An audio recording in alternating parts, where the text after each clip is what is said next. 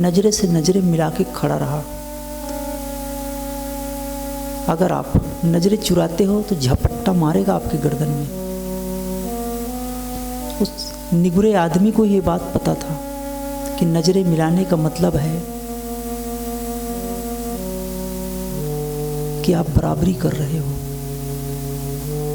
वह शेर भी जानता था, बघेरा भी, कि कम नहीं है। पीछे हट जाता तो वो शेर दहाड़ के उस पर झपट्टा मार सकता था। धीरे से वो शेर अपना रास्ता नाप लिया, लड़का अपना घर, उसकी जान बच गई। इस बात से हमें सीख मिलती है कि जब आप नज़रें फाड़ फाड़ के देखते हो तो आप समझो कि आप श्रद्धा नहीं, लड़ने की मुठ पे हो। यह आपकी आंखों से आपकी इंद्रियां बताती है, जैसे आपकी स्पर्श इंद्रियां बताती है। इसीलिए तो स्पर्श इंद्रियों को छुपाया जाता है। वैसे ही आपकी आंखें बताती है कितने श्रद्धालु हो।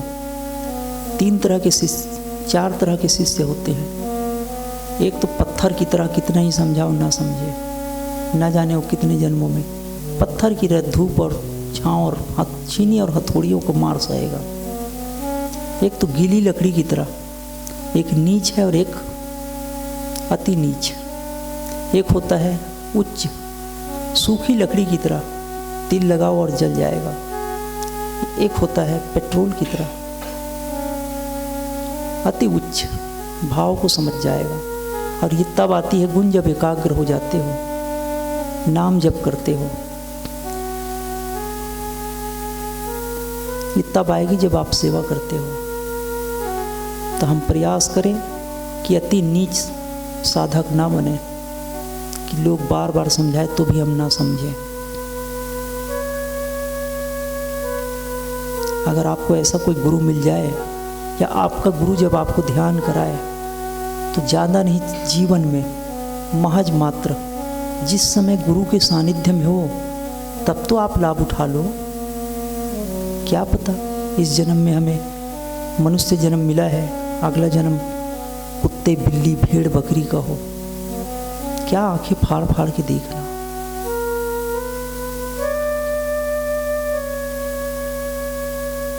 जब वो ध्यान कराए तो कम से कम ध्यान ना लगे तो भी सही, जैसा कह रहा वैसा तो करके प्रयास करें। क्यों हम अति नीच साधक की गिनती में आए? मनुष्य जन्म मिला है, क्यों व्यर्थ गंवाएं?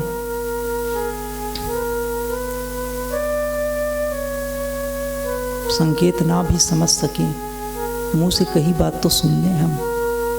हम भगवान से ऐसा प्रार्थना करें कि ऐसे दिन ना आए कि हमें फिर से कुत्ते बिल्ली का योनि में जाना पड़े। मूर्तियों में श्रद्धा करना आसान है, भगवान के चित्रों में श्रद्धा करना आसान है। कुछ ना कहेगा पर कुछ जाओगे भी नहीं। जितनी श्रद्धा है आपको उतना ही पाओगे।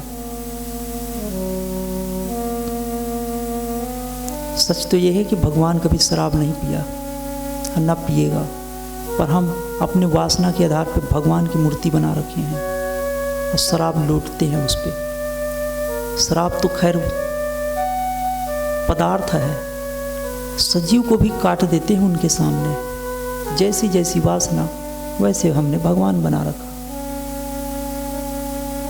वह कुछ भी ना कहेगा।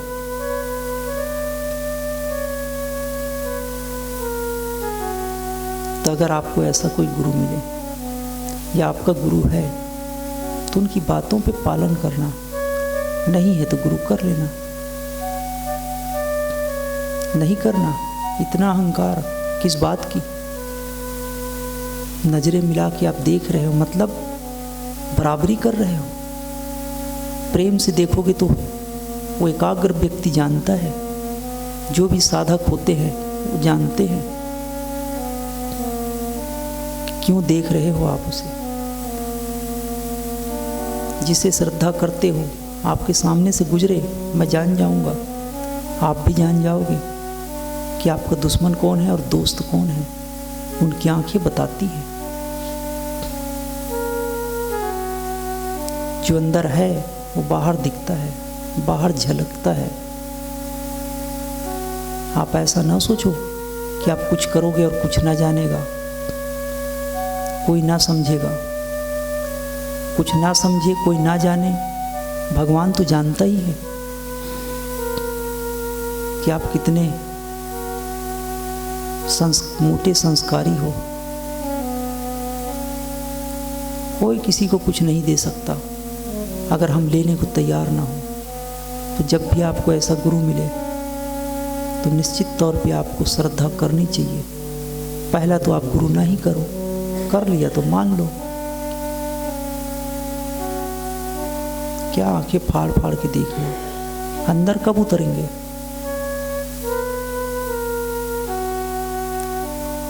कुछ लोगों को ये भ्रम है कि हम मंदिर जाने से मना करते हैं। मंदिर का असली अर्थ तो बताओ।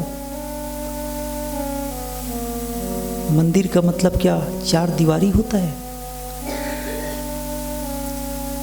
मन को दिशा देने का स्थान का नाम मंदिर है। जो सारी जिंदगी रुपयों में, संसार में उलझे हैं, भोग वासनाओं में, उनको कुछ क्षण ही सही उनके मन को दिशा देने के लिए एक स्थान बनाया था, उसे मंदिर कहते हैं। फिर भी आप हमारा मन दिशा नहीं लिया तो घंटा बना रखा कि कम से कम उस नाद के अंदर हमारा मन एकाग्र होगा। जाते ही घंटा बजाते हैं।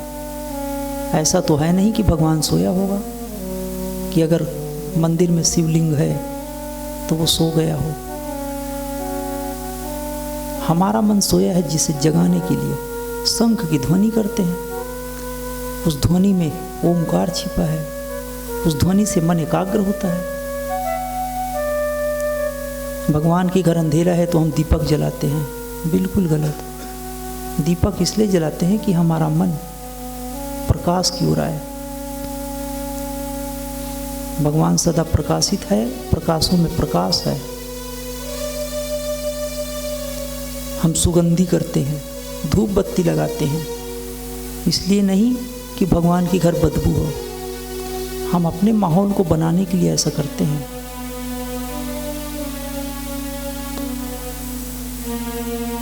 तो इस बात को आप याद रखो।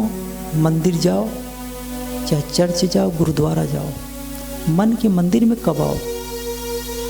इस बात पे महत्व है कि मन के मंदिर में कब आओ। वास्तव में आप मन को कब जीतोगे? हमारा उद्देश्य किसी धर्म, किसी पंथ, किसी की श्रद्धा को ठेस नहीं पहुंचाना है। आपको तो अंदर उतारना है। बाकी मर्जी आपकी समझने की फेर है। हमने ये नहीं कहा कि आप मंदिर क्यों जाते हो। हम ये कहते हैं कि आप मन के मंदिर में कब आते हो। मन से ही तो मंदिर बना है, जैसे मंत्र माँ से ही मंत्र बना है। मन को जीतने के लिए ही मंत्र बना है।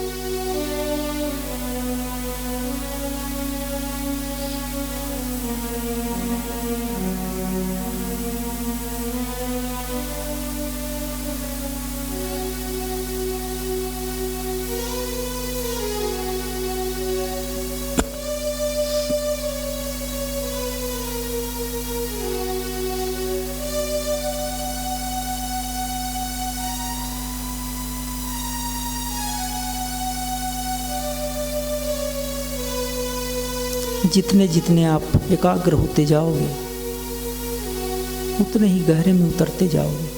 आपके अंदर वो गुण आते जाएगा कि आप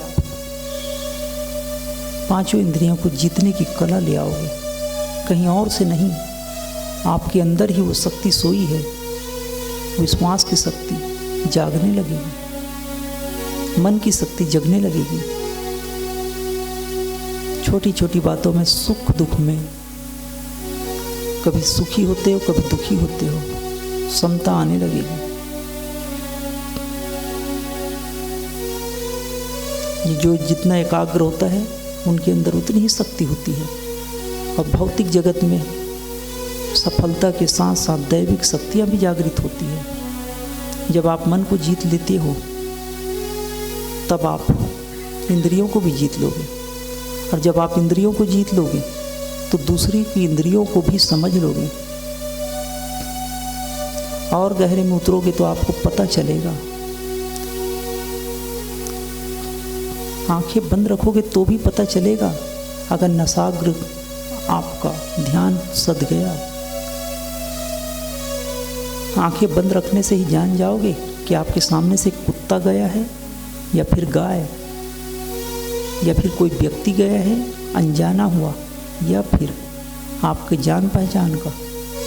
हर व्यक्ति के शरीर की स्माइल अलग होता है, हर व्यक्ति का चेहरा अलग होता है, हर व्यक्ति का विचार अलग है, पर आत्मा एक है। अलग अलग वासनाओं के कारण अलग अलग विचार, अलग अलग भाव हो सकते हैं, पर जिस दिन आप एकाग्र होते हो, आत्मा में जुड़ते हो, आप उस व्यक्ति के अंदर चलने वाली हर घटनाओं को समझने लगोगे। इसे ही धारणा सिद्धि कहते हैं। आप उनके बारे में सोचने से, उन पर ध्यान करने से, उनकी धारणा करने से आप उनके सब कुछ जानने लगोगे। पहले मैंने बताया आपकी इंद्रियों का, जब आप मन को जीतोगे और इंद्रियों को जीत लोगे तो अगले की इंद्रियों को भी परिवर्तित करने का, उनकी वासनाओं को नियंत्रित करने की शक्ति आने लगेगी। जितना जितना आप एकाग्र होते हो नाम जप से, ध्यान से, प्राणायाम के द्वारा, तो आपके अंदर वो शक्ति जागृत होने लगेगी। पर पहले आप अपने मन को, अपनी इंद्रियों को जीतो। जब आप अपनी इंद्रियों को जीत लोगे तो दूसरे के मन को भी जीत सकते हो। आप जैसा चाहोगे वैसा संचालित कर सकते हो, लेकिन आप पहले अपने को जीतो। जो खुद को जीता है वो दूसरों को भी जीत सकता है। इसीलिए गीता में कहा गया कि हे अर्जुन मेरा साधक, हे उद्धव मेरा साधक, खुद तो आनंदित रहता है और दूसरों को भी आनंद देता है।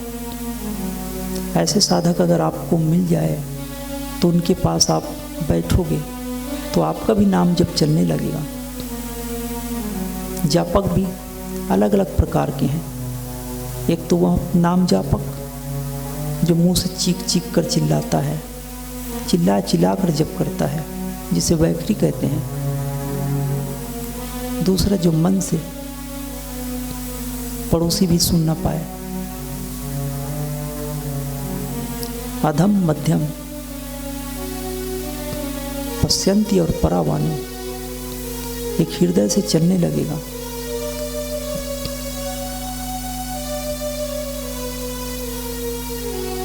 जो चौथे प्रकार के अगर जापक आपको मिल जाए, और इसी के बारे में भगवत गीता में कहा गया है कि ऐसे जापक जिनके अंदर अष्ट सात्विक भाव है, वो अगर नाम जप करे तो सभी उनके नाम जप के प्रभाव में उनको पुण्य मिलेगा, वह भी जपने लगेगा।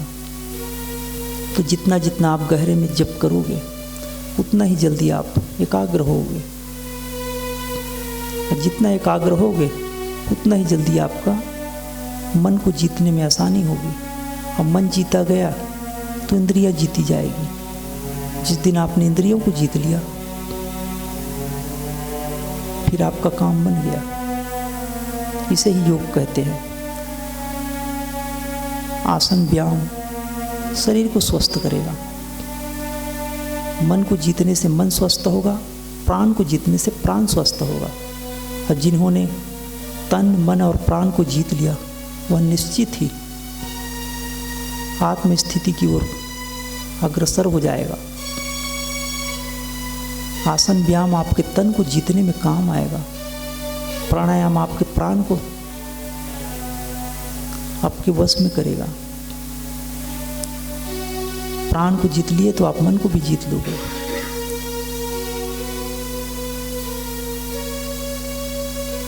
जो नित्य प्राणायाम करता है,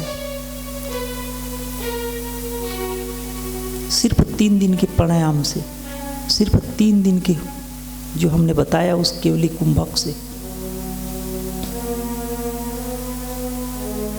पिछले कई महीने के पाप ताप मिट जाते हैं। और अगर आपने 3 माह प्राणायाम कर लिया तो आपके शरीर स्वस्थ हो जाएगा। और आपने अगर 6 माह कर लिया तो अनंत अनंत जन्मों के पाप मिट जाएंगे। वह सब कुछ आप पालोगे। एकाग्रता, ध्यान, भक्ति और इंद्रियों की जय सिर्फ शरीर ही नहीं, मन, बुद्धि, अहंकार सब में आपका नियंत्रण होगा। पर जो नियमित अभ्यास करेगा वही पाएगा। सिर्फ कथा कहानियां आपको कथा कहानियां तक ही लेकर जाएगी, मन को रंजन ही कराएगा। पर योग मार्ग एक ऐसा मार्ग है कि आपके अंदर सोई शक्ति को जगाएगी। पर जो करेगा सिर्फ वही पाएगा।